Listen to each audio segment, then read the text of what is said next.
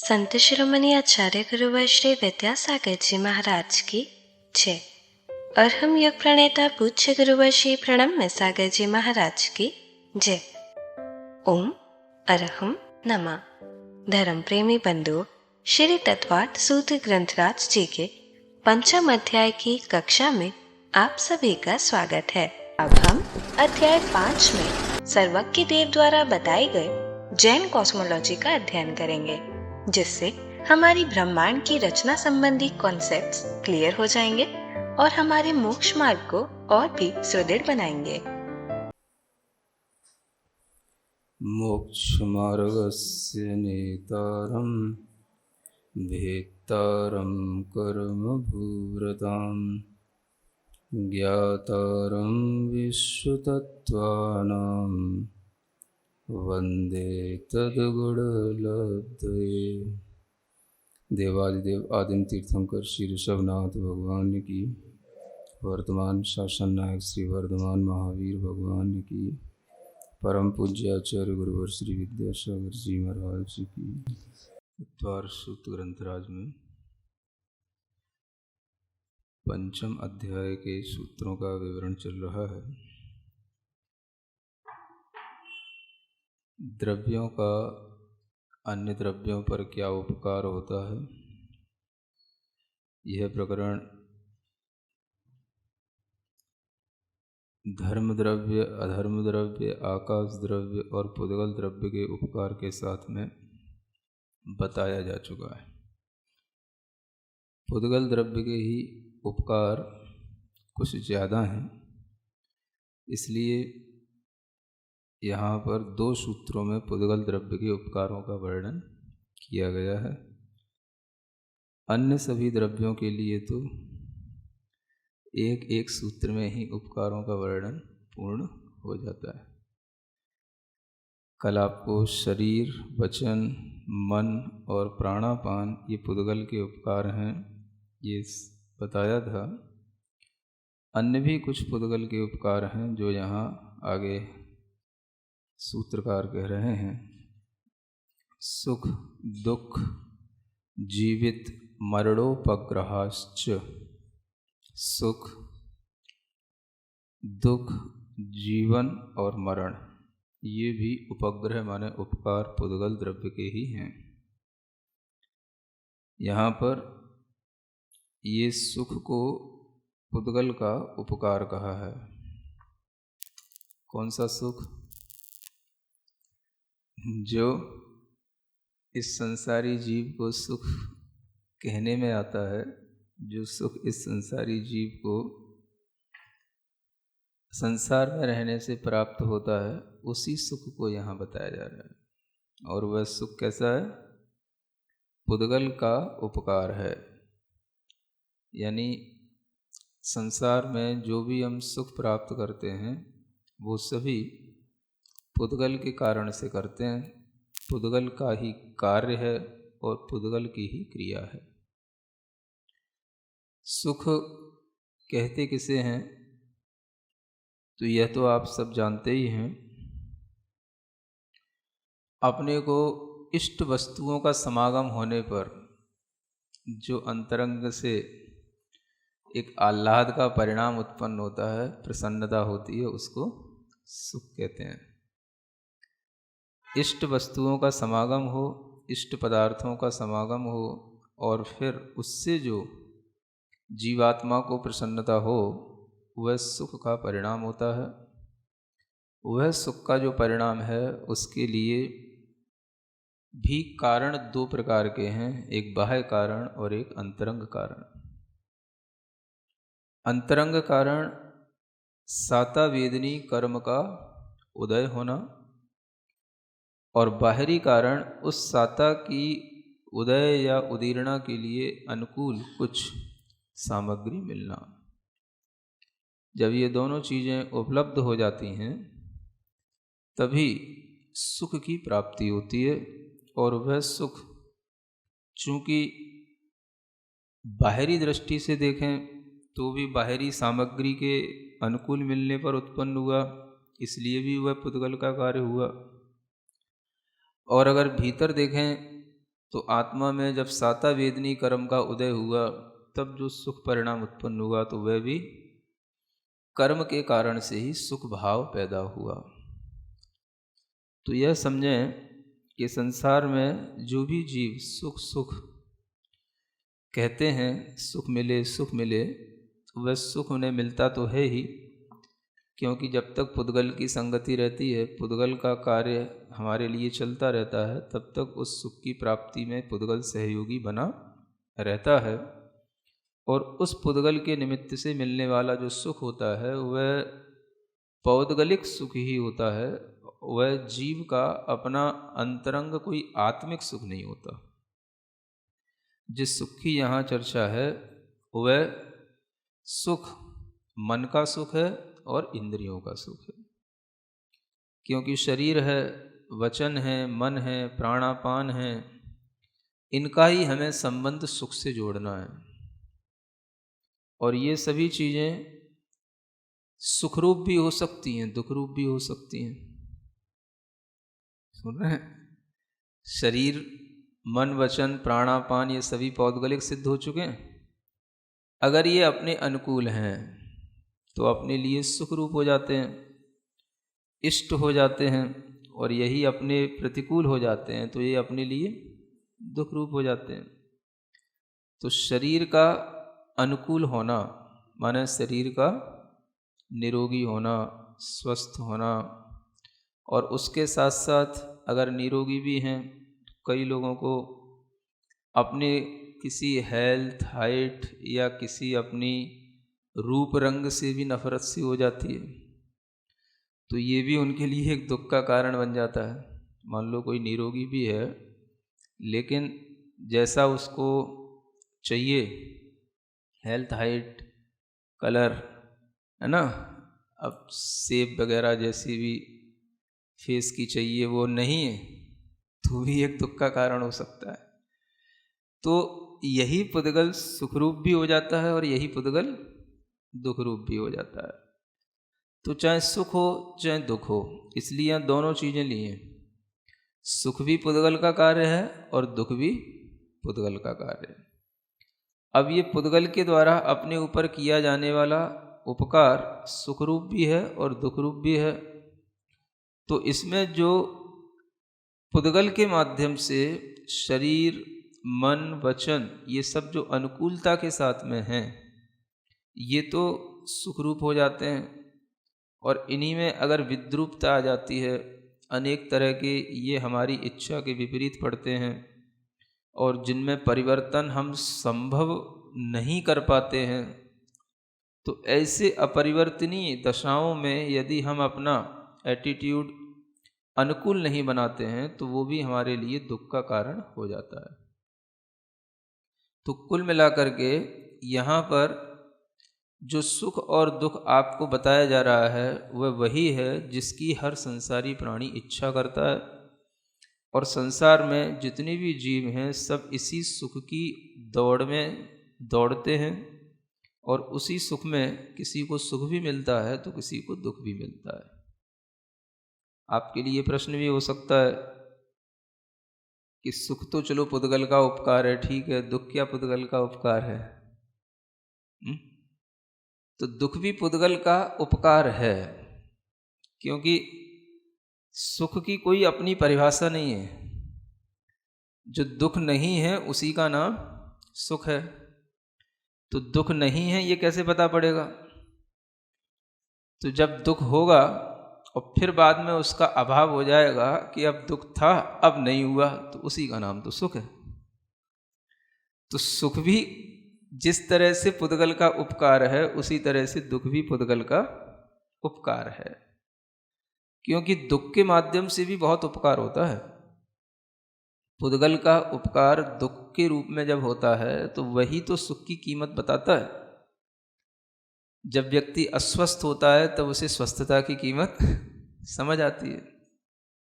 जब व्यक्ति किसी धन आदि के अभाव में दुख उठाता है तब उसे धन आदि का सद्भाव होने पर उसकी सुख की अनुभूति होती है। जो व्यक्ति जिस चीज़ की भी इच्छा कर रहा है उसके अभाव में जो उसे दुख है, उसके सद्भाव में उसी को सुख की प्राप्ति होती है। तो दुख ही तो देखा जाए सुख का मूल कारण है। तो दुख भी उसी पुद्गल के कारण से होता है, तो सुख भी पुद्गल के ही कारण से होता है। इसलिए आपने द्रव्य संग्रह ग्रंथ में भी पढ़ा होगा, व्यवहारा सुह दुखम पुग्गल कम्म फलम पभुंजेदि आदा निश्चय नैदो चेदन भावम खु आदस्य, है ना। तो ये व्यवहार से सुह दुखम पुग्गल कम्म फलम पभुंजेदि, यह जीव पुद्गल कर्म के ही फल को भोगता है।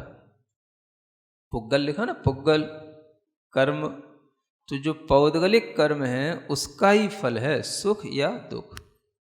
तो ये व्यवहार से इसलिए है क्योंकि हम जब तक पर वस्तु से सुख या दुख की इच्छा करते हैं तो वह व्यवहार है, क्योंकि व्यवहार पर को ही ग्रहण करता है या पर के ही आश्रित होता है। तो जो पराश्रित होता है वो व्यवहार होता है और स्वाश्रित होता है वो निश्चय होता है। तो पराश्रित ही व्यवहार संसार का कारण होता है। तो शरीर भी पर है क्योंकि वो भी पुद्गल से निर्मित है, वचन भी पर हैं वो भी पुद्गल से निर्मित हैं, और मन भी अपना पर है वो भी पुद्गल से निर्मित है।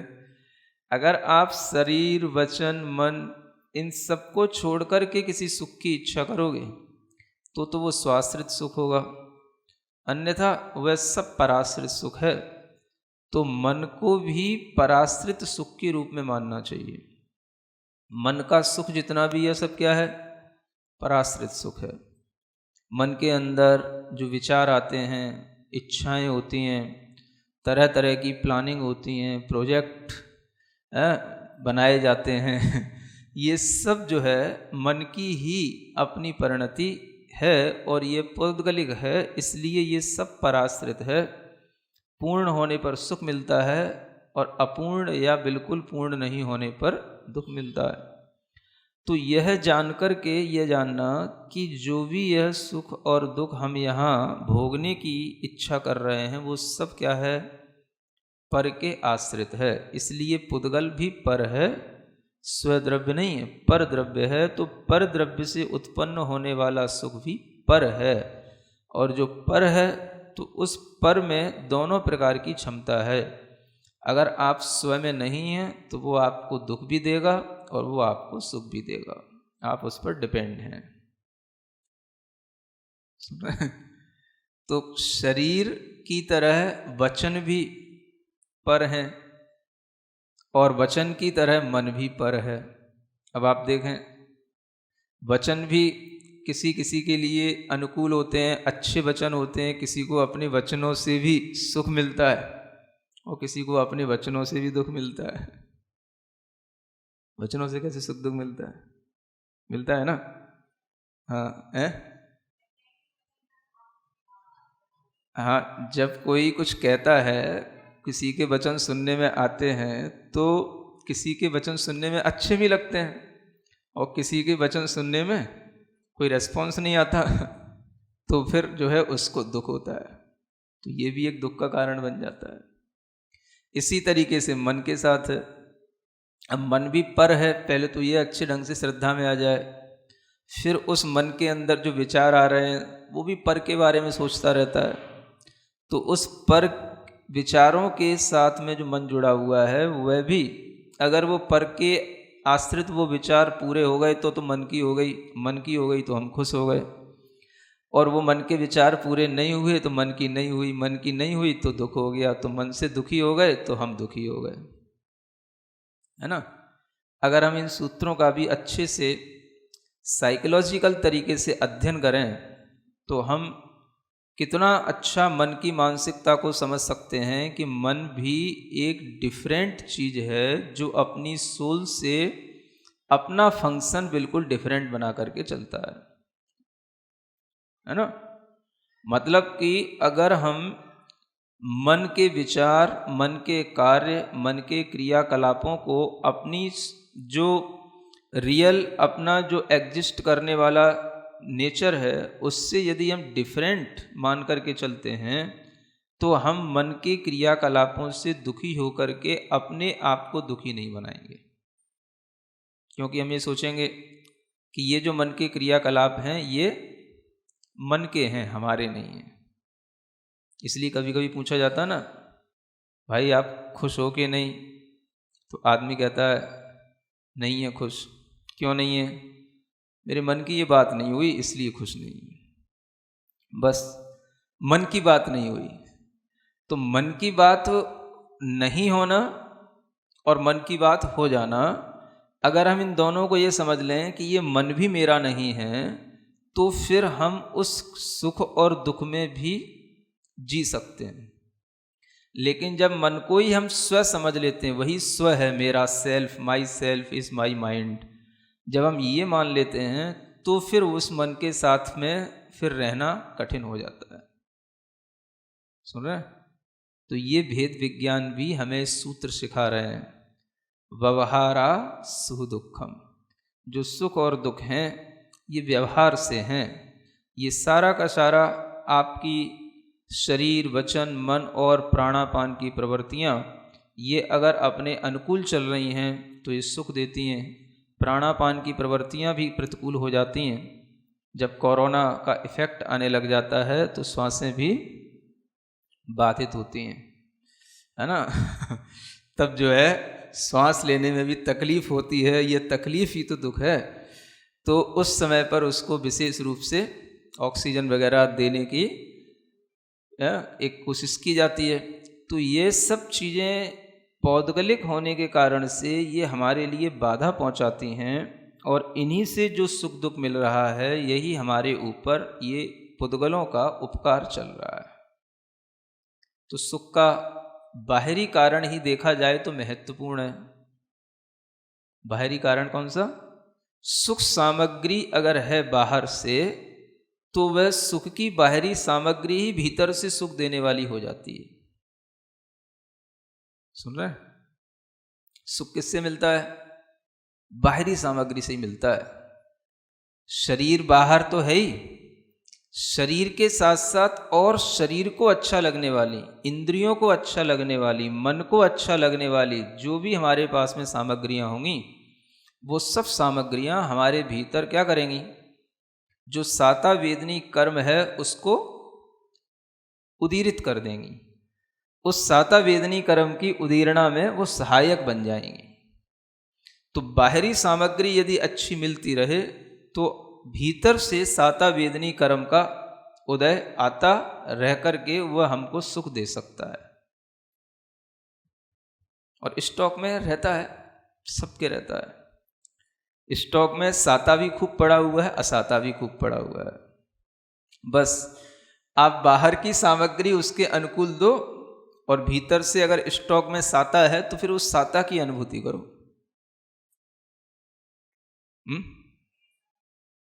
बाह्य सामग्री, इसीलिए तो सब संसारी जीव क्या करते हैं, जितनी भी है अच्छा घर होना चाहिए, है ना, वेल मेंटेन्ड होना चाहिए, अच्छा बिल्कुल एयर कंडीशन होना चाहिए, जो भी हम चीज़ें रखते हैं वो सब जो है हमारे लिए बिल्कुल अनुकूल होना चाहिए, कंफर्टेबल होना चाहिए।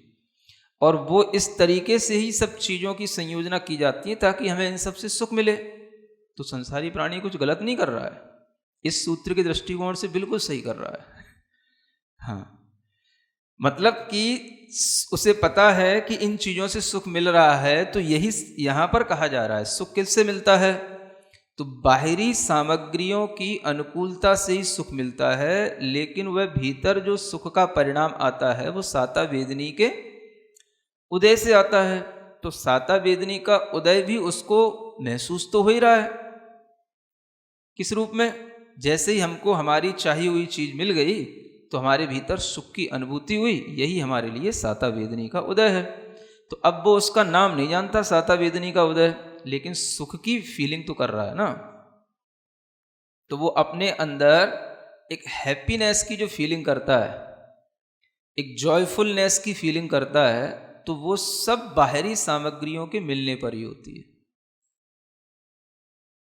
ठंड का समय हो, गरम गरम भोजन मिल जाए, नहीं समझ में आया तो क्या होता है? ओम अरहम नमः। तो चलिए आज की कक्षा का एक क्विक रिवीजन कर लेते हैं। हमने जाना कि धर्म, अधर्म, आकाश द्रव्य के उपकार एक एक सूत्र में और पुद्गल द्रव्य के उपकार को सूत्र में वर्णित किया गया है। शरीर, वचन, मन और प्राणापान पुद्गल के उपकार हैं। सूत्र 20 के अनुसार सुख दुख, जीवन और मरण भी पुद्गल द्रव्य के ही उपग्रह अर्थात उपकार है। संसारी जीव पुद्गल के कारण से ही संसार में सुख प्राप्त करते हैं। ये पुद्गल का ही कार्य और क्रिया है। इष्ट वस्तुओं का समागम होने पर अंतरंग में उत्पन्न आह्लाद के परिणाम को सुख कहते हैं और इससे जीवात्मा को जो प्रसन्नता होती है वह सुख का परिणाम होता है। सुख प्राप्ति के अंतरंग और बाह्य दोनों ही कारण पौद्गलिक हैं। अंतरंग कारण है साता वेदनीय कर्म का उदय होना और बाहरी कारण है साता के उदय या उदीर्णा के लिए अनुकूल सामग्री मिलना। जब तक पुद्गल की संगति है और हमारे कार्य चल रहे हैं तब तक उस सुख की प्राप्ति में पुद्गल सहयोगी रहता है। यह पौद्गलिक सुख जीव का आत्मिक सुख नहीं होता है। पौद्गलिक शरीर, मन, वचन, प्राणापान अनुकूल होने पर सुख रूप और प्रतिकूल होने पर दुख रूप हो जाता है। जैसे निरोगी शरीर सुख रूप है और हेल्थ, हाइट या रंग रूप प्रतिकूल होना दुख रूप है। अतः पुद्गल का उपकार सुख रूप भी है और दुख रूप भी।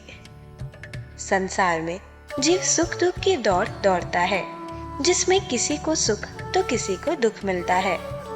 हमने जाना कि दुख का नहीं होना ही सुख है। दुख सुख की कीमत बताता है। जैसे अस्वस्थ होने पर स्वस्थता की कीमत समझ आती है। सुख दुख उसी पुद्गल के कारण से होता है। द्रव्य संग्रह ग्रंथ के अनुसार जीव पुद्गल कर्म के ही फल को भोगता है, जो सुख या दुख होता है। हमने जाना कि व्यवहार पर को ही ग्रहण करता है और पराश्रित होता है। निश्चय स्वाश्रित होता है। पराश्रित ही व्यवहार संसार का कारण होता है। संसारिक सुख और दुख पराश्रित है, पर पुद्गल के आश्रित सुख दुख भी पर है। शरीर, वचन, मन सब पर है। इनको छोड़ के किसी की इच्छा करना स्वाश्रित सुख होगा। अन्य सब सुख पराश्रित है। मन और उसकी परिणति जैसे विचार, इच्छाएं, प्लानिंग आदि सभी पौद्गलिक है। अतः मानसिक सुख पराश्रित है। इच्छाएं पूर्ण होने पर सुख और अपूर्ण होने पर दुख मिलता है। वचन भी पराश्रित है। तो शरीर की तरह वचन भी पर है और वचन की तरह मन भी पर है। अच्छे वचनों से सुख भी मिलता है और किसी को दुख भी मिलता है। हमारी सोल, आत्मा और मन दोनों का फंक्शन भिन्न भिन्न है। मन भी पर है। मन के अंदर जो विचार है वो भी पर के बारे में सोचता रहता है। विचार पूरे हो जाने पर मन खुश हो जाता है तो हम भी खुश हो जाते हैं, और मन के विचार पूरे नहीं होते तो वो मन और हम दुखी हो जाते हैं। यदि हम सूत्रों का मनोवैज्ञानिक तरीके से अध्ययन करते हैं तो हम मन की मानसिकता को अच्छे से समझ सकते हैं। मन भी एक डिफरेंट चीज है जो अपनी सोल से अपना फंक्शन बिल्कुल डिफरेंट बनाकर चलता है। मन को स्व से भिन्न मानना भेद विज्ञान है। मन के विचार, कार्य और क्रियाकलापों के अस्तित्व को हम डिफरेंट मानते हैं तो हम मन से दुखी होकर अपने आप को दुखी नहीं बनाएंगे। जब मन को ही हम स्व समझ लेते हैं तो मन के साथ रहना कठिन हो जाता है। जो सुख और दुख है यह व्यवहार से है। इस सूत्र से हम भेद विज्ञान सीख सकते हैं। प्राणापान भी पुद्गल का उपकार है। प्राणापान की प्रवृत्तियां अनुकूल चलने पर सुख देती है और प्रतिकूल होने पर दुख देती है। जब कोरोना का इफेक्ट आया तो श्वासें भी बाधित होने लगी थी। उस समय श्वास लेना भी दुख था। तब विशेष रूप से ऑक्सीजन दी जाती थी, उसमें सुख मिलता था। पौद्गलिक चीजें हमारे लिए बाधा पहुंचाती हैं और इन्हीं से जो सुख दुख मिल रहा है, यही हमारे ऊपर ये पुद्गलों का उपकार चल रहा है। सुख प्राप्ति का बाहरी कारण हमारे आसपास की अनुकूल सामग्री भीतर से सुख देने वाली होती है। शरीर, इंद्रियों और मन को अच्छा लगने वाली सामग्रियां ही हमारे भीतर सातावेदनीय कर्म को उदीरित कर देंगी और कर्म की उदीरना में वो सहायक बन जाएंगी। सुख का भीतरी कारण सातावेदनीय कर्म का उदय हमें सुख दे सकता है। बाहर की सामग्री अनुकूल दो और भीतर से साता की अनुभूति करो। बाह्य सामग्री जैसे अच्छा घर, वेल मेंटेन्ड एयर कंडीशन होना चाहिए। सारी चीजें हमारे अनुकूल और कंफर्टेबल होनी चाहिए। इस तरीके से ही जब सब चीजों की संयोजना की जाती है ताकि हम इनमें सुख ढूंढ सके, तो सुख हमारी बाहरी सामग्री की अनुकूलता से मिलने लगता है। लेकिन भीतर सुख की अनुभूति सातावेदनीय कर्म के उदय से होती है। तो चलिए अब हम सभी चिन्वाणी स्तुति करेंगे और तत्पश्चात समय होगा आज के सवाल का।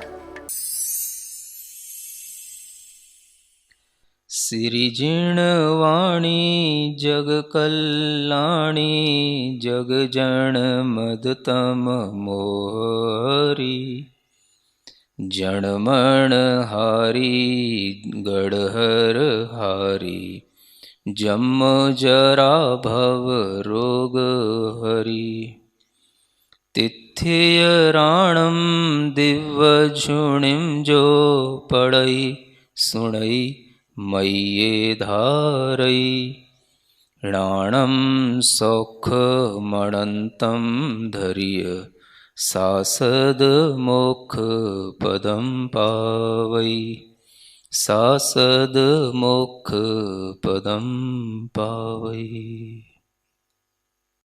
अब समय है आज के प्रतियोगिता प्रश्न में भाग लेकर आकर्षक पुरस्कार जीतने का।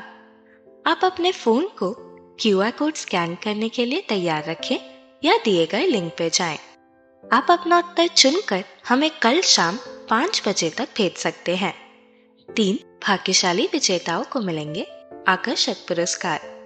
विजेताओं का नाम इसी कार्यक्रम में हर रविवार को घोषित किया जाएगा।